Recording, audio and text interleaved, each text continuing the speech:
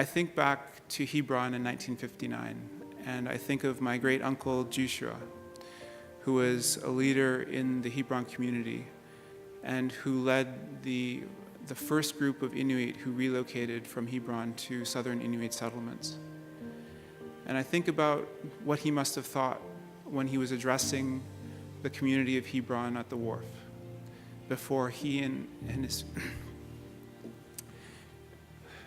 his loved ones and his family went away from their homeland forever. And then I think of my son.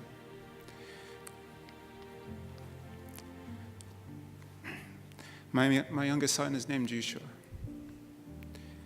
He's named after my great uncle.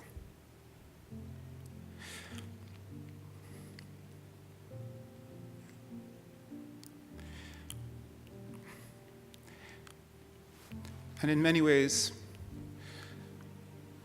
myself, my children, are still looking for a place that meant as much to us as what Hebron meant to Joshua and his family. We're still looking for that harmony and that balance. And I'm hopeful that my son can find that. And I'm doing everything that I can to ensure that he does find that he grows up in a stable home, that he knows his culture, that he knows his language, that he appreciates his elders. And that is what we're trying to get back to. And that is that the root cause of why suicide exists the way that it does in our communities, because we're still searching. And if we don't have the means and we don't have the ability to feel at home within our own community or with our own knowledge or our own skills, then we are at risk. So I look forward to working with all of you to create a better future for all Inuit.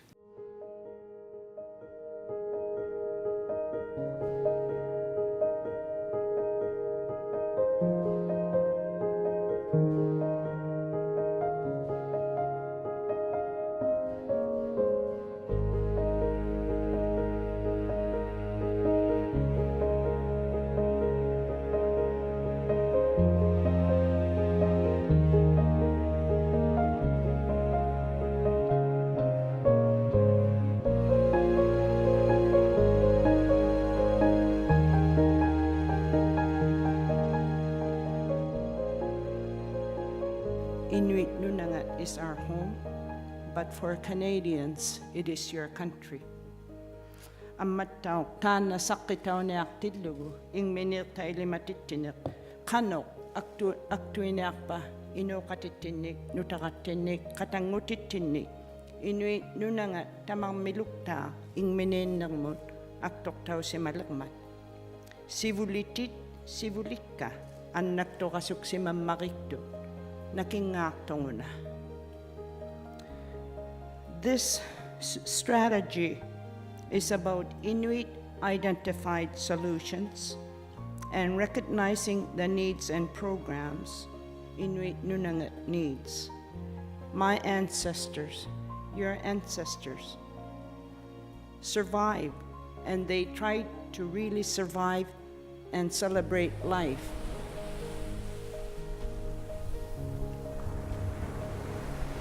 Inuit society has seen significant changes in a very short amount of time.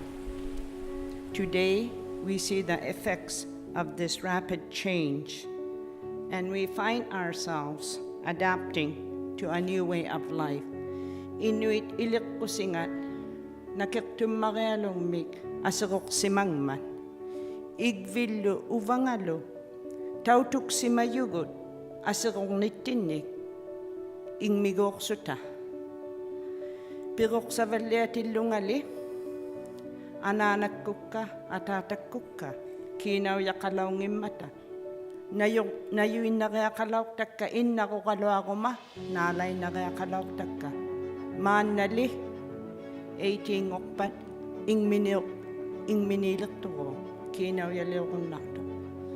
When I talk about rapid change of life, Inuit, as long as our parents were alive, were dependent on their parents. But when the new way of life was introduced, the economic, the money-making machine, if you became 18, you were independent. The disconnect between individual brothers, siblings, parents was created by the independent aspect as an economic unit. The prevailing authority that exists in the Inuit mind clashed with the institutionalized authority. Tayo na Inuit ilikkusingan, isimang miutawyok, ilikkusilauktok, apokutilauktok, mana, ang mainulo ni ilukkut sa kumitaw si mayugun. Ato ni. Tana tukisinaktok, tukisigat-tigut kanuilaw mangan. Ang makanok, katangutiginut, sukok tigilaw mangan. Manali sivumwagun naliktugut, kayo siluta.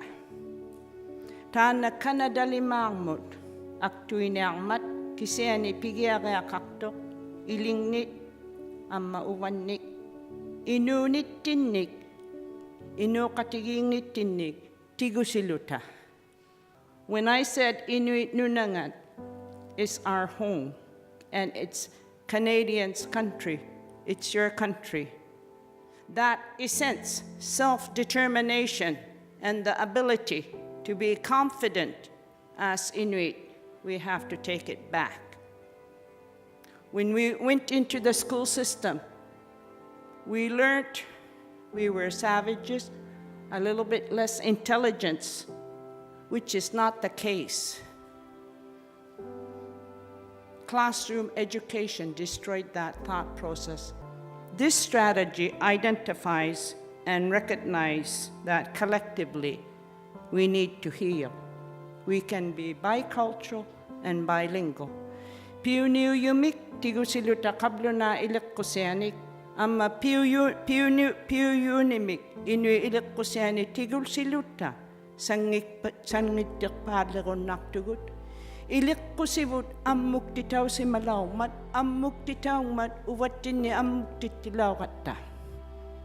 When our culture was devalued, we devalued each other as individuals.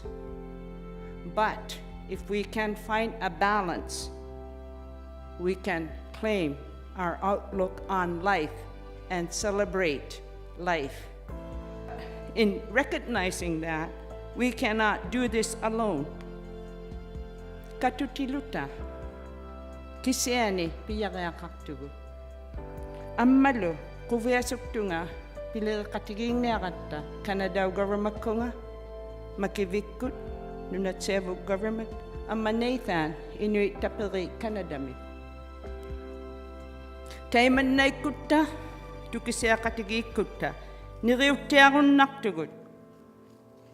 Amma luok ako mayunga, ang ayok kangulunga Nunavut Tonngavik incorporated me. I want to say this.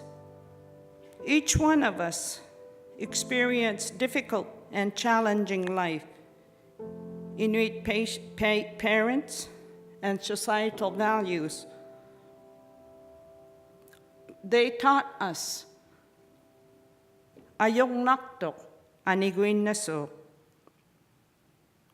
We have been taught that all that is difficult always passes. Somehow we've lost that thought process. Let today be a part of a turning point so our Inuit children can grow up to lead healthy lives.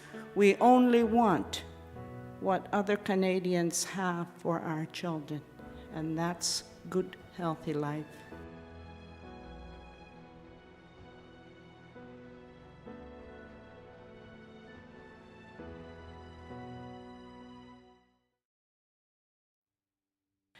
I think the three words that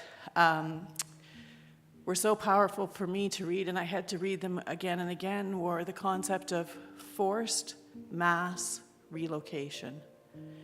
And I thought about that and thought about the fact that it was representatives of governments like mine that made decisions about forced mass relocation, and probably not having any idea the tremendous trauma that would result from those decisions that were made.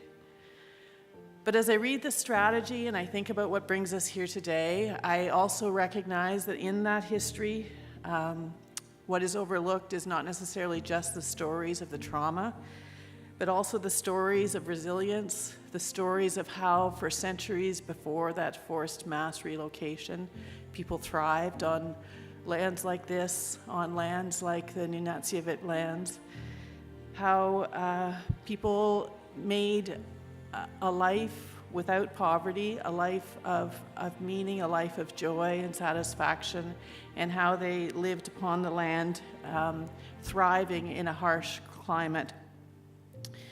And I think Canadians have to acknowledge, and I hope that part of today's announcement will help Canadians like myself, who is not Inuit, to acknowledge the full impact of the decisions that were made in the 1950s and around that generation. Without prior consultation, as you're all aware, decisions were made that did not involve or did not acquire the consent of the people who would be most severely affected by those decisions.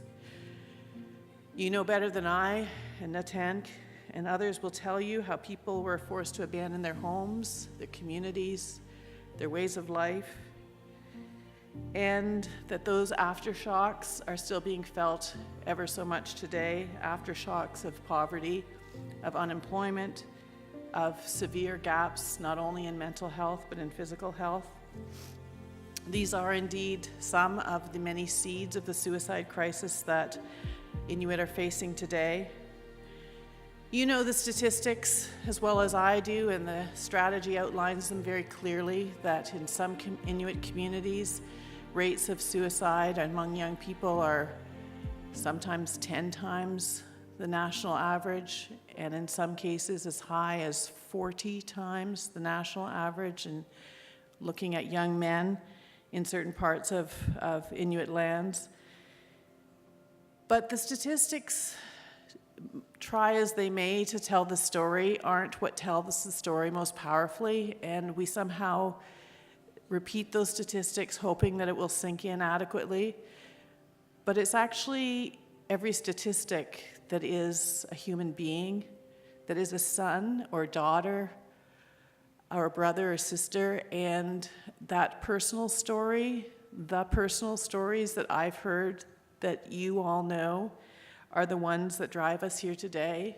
Every one of us, including myself, thinks about loved ones that have either contemplated, attempted, or died by suicide.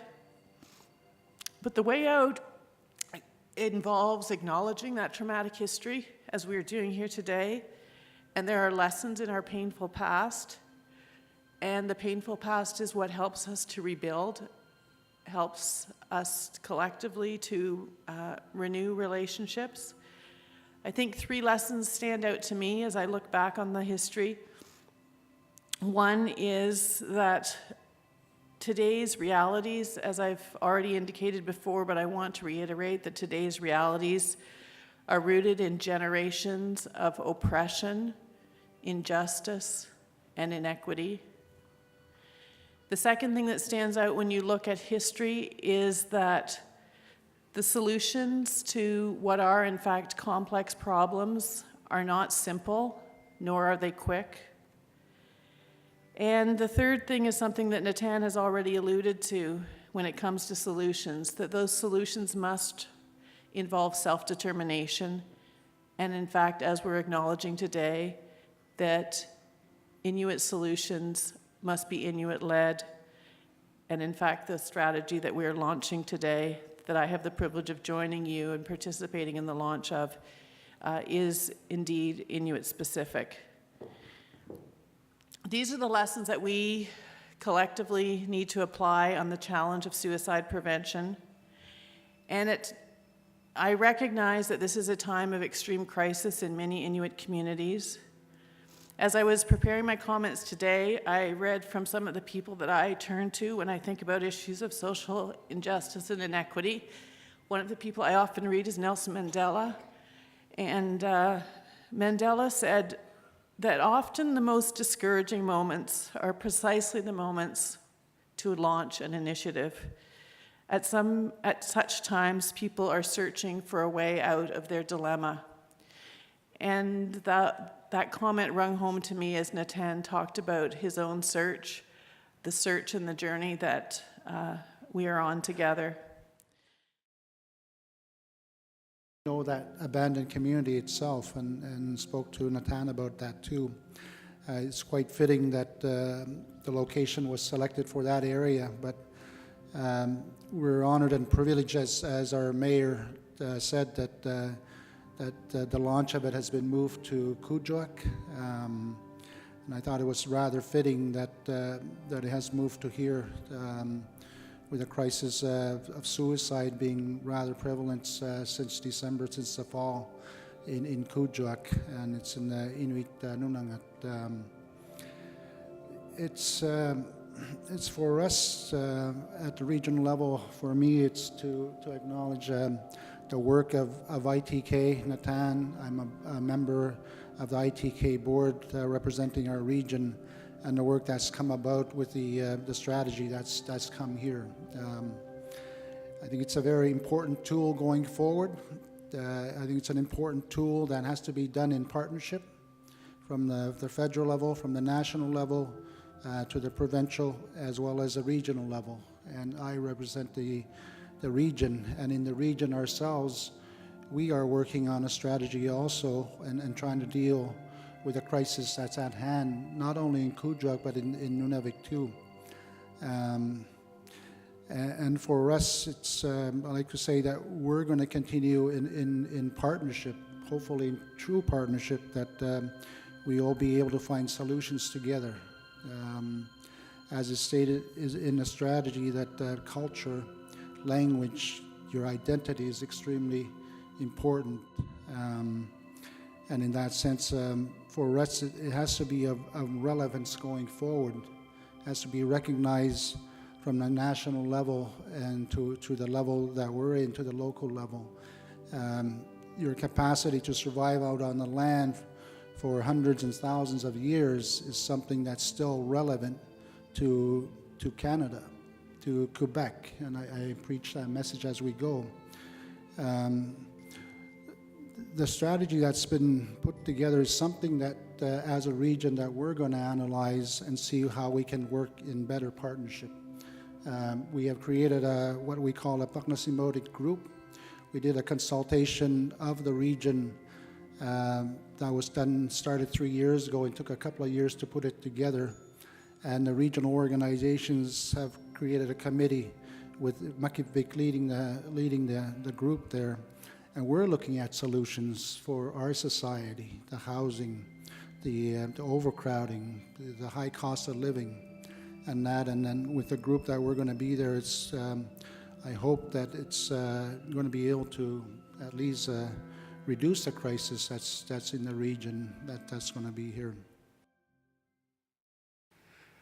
We have gone through, in my lifetime, have gone through a lot.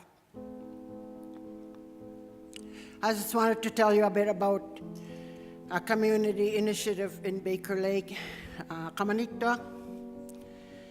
20 years ago, a priest came into our community and sexually abused 20 or 30 children in my community. We decided to provide support, and we thought we would provide that support for a year. I've been all those years, been the chair of that volunteer board that runs that initiative. We can do this if we are looking at healing in our communities. We also have a community worker, because we believe that if you're going to heal as Inuit, if you need counseling in our language, you should be provided that. So we have been running for 30 years, because I think this type of healing initiative works in a small community. Social workers come and go, and mental health workers come and go, but they need to use our people that can help their own people in healing. Thank you, Natan, for giving me this opportunity to speak and to have the Minister of Health, Jane Philpott, to attend the launch of the suicide prevention strategy. It's something that causes a lot of hurt, a lot of pain, and a lot of suffering. And it does not just affect an individual or just a family. It affects a whole community. In fact, a whole nation. And so we are here today to address the impacts that suicide causes to Inuit. And I'm sure that many of you have gone through that same path, like Natan says. And most certainly thinking that you are alone. But we are not alone. We are a whole nation, and we can work together. And in partnership with Canada, the provinces, and Inuit Nunavut. And most certainly looking to the youth. They are the ones who are hurting, and that is the reason why that our youth are, choosing to do what they do. And so we have to look to them, to look to their leadership, and look for that answer from them. And I believe that only when we start to look to our sons and daughters, our granddaughters and our grandsons, will we start to realize what is the cause of youth suicide. And I believe, like Natan said earlier, the big issues are intergenerational trauma due to relocation, residential schooling, and the self-determination being taken away, and not being able to live the life that we lived before we knew alcohol, drugs, or any other types of addictions. And we're not, sharing together anymore as family, even with our own children and grandchildren, because of technology, computers, iPods and iPads and those sorts of things. But that is something that I'm sure will be discussed when we start working on the strategy. But on behalf of the Nunatsiavut government, I am happy to be here, and I hoped that, and I had this vision that when this launch was happening, that it would happen in Hebron, and that a big wave would start from Nunatsiavut and come across the north through Inuit Nunavut. But our Creator works in mysterious ways, and so we came to Kudloo, and we dropped into Kudloo, and the ripple effect will happen, and I'm grateful to that. I was born in Nutak, and in 1956, when I was 9 months old, my family and all of the people were forced to relocate south. The same happened to the people of Hebron in 1959. These were disturbing times for our people, a sad time in our history. Many Inuit could not speak English when they moved to Nain, Hopedale, Makivik, and Northwest River. We didn't have any choices. We lost our traditional hunting grounds. There was no work and there was no support to help us adapt. Our lives were turned upside down. Alcohol abuse, family violence, suicide, crime. That's the legacy of relocation. We are here today to pause and reflect and to move forward.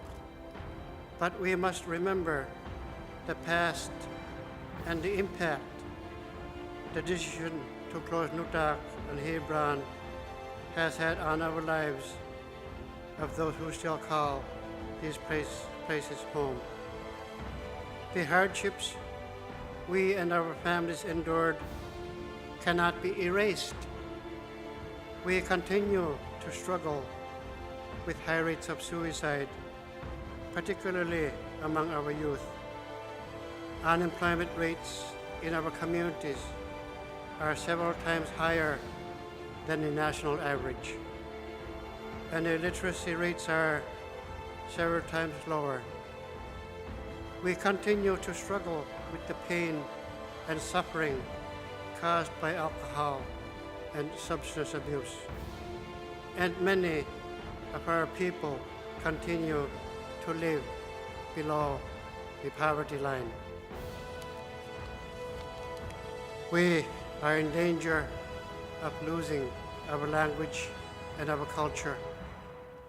These are huge challenges we have to overcome. As we move forward, we must not forget who we are as a people. We must take pride in our cultural identity, and we must strive to find ways to revitalize our language. These are key as we travel down the road to healing. And for me and many others, Hebron and Nutak play an important role in that journey. I want to thank ITK and President Obed for coming here to release the ITK National Inuit Suicide Prevention Strategy. I look forward to seeing it implemented for the benefit of the whole Inuit Nunavut. We can be successful in preventing suicide. We need to work together. We need to have a common understanding as Inuit and as Canadians about why Inuit experience suicide the way that we do. And we also need a coordinated plan about how to prevent suicide. Our National Inuit Suicide Prevention Strategy tries to bring Inuit together in a united understanding of our shared history and why our society has struggled with social issues, especially suicide, since the 1970s. To do that, we need to have partners not only within governments, but we also need to work with each and every individual in our society. We need to work with community-based organizations. We need to work with everyone who wants to play a meaningful role in the work that is to come. My heart is in Hebron today, and any Inuit community or traditional homeland where Inuit were relocated or were coerced out of their homes from. It is the foundation for a lot of the realities that we live today. And it is what is driving the understanding of why our societies are the way they are.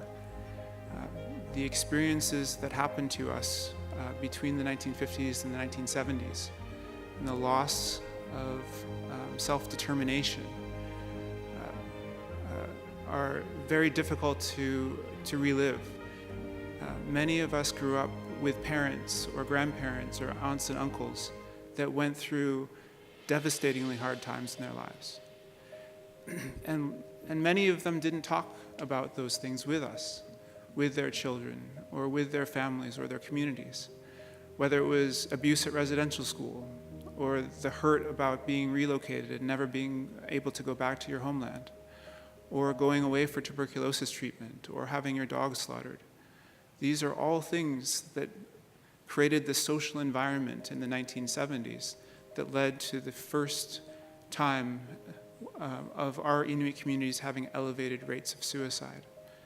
So in our strategy, we talk very clearly about social inequity and the loss that Inuit faced within that time period as one of the drivers of the reason why we have issues with suicide and also with ongoing mental health. The National Inuit Suicide Prevention Strategy is premised on the belief that suicide among Inuit is a preventable public health crisis that demands a systematic response from all that wish to work with Inuit. We need to ensure that we have social equity. We need to ensure that we have the proper education systems and healthcare systems. We need to ensure that we don't live in poverty, that we have enough food to eat.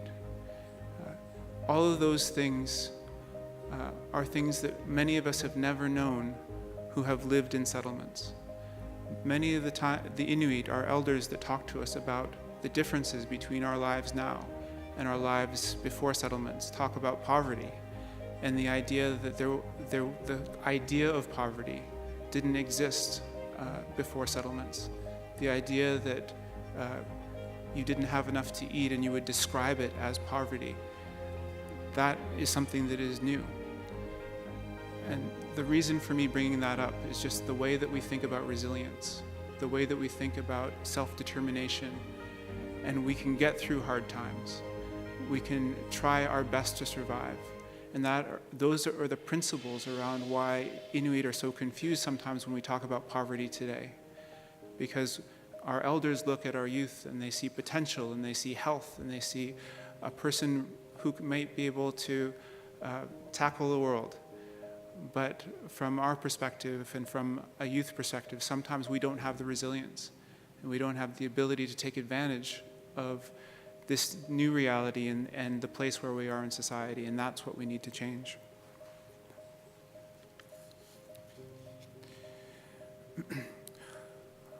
We have done all that we can in the pages of our strategy to create a unified, globally informed, Inuit-specific approach to suicide prevention in Inuit Nunavut. We want to transform our collective knowledge, our experience, and our research on suicide into action. We do so by describing the overall context and underlying risk factors for suicide among Inuit, providing policy guidance at regional and national levels on evidence-based approaches to suicide prevention, and by identifying stakeholders and their specific roles in preventing suicide. We all have a place within the national strategy. The national strategy does not deliver programs and services at the national level. It imagines that the work that we do at the national level leverages action in regions and in communities and by people who deserve services and programs. It is a vehicle to transform the way in which we think at the national level about how to address Inuit issues at a community level. So yes, we need to address systemic deficiencies in housing, education, poverty, food security, justice, and healthcare that contribute to the social inequity experienced by too many of our families. But we also need to connect more of our people who need mental health supports with culturally appropriate care. We need to do more to ensure family safety, especially the safety and well-being of our Inuit children. But we must also give our youth opportunities to flourish through experiences that validate and enrich our culture. Our ability to work on diverse issues together with a shared understanding how doing so can reduce suicide is a new way of approaching this challenge that can lead to a low suicide reality in our communities where the rate of suicide is equal to or lower than Canada's as a whole. Our efforts will take time, money, and other resources. But if we truly value Inuit life, then we will take the actions necessary to address the root causes of suicide.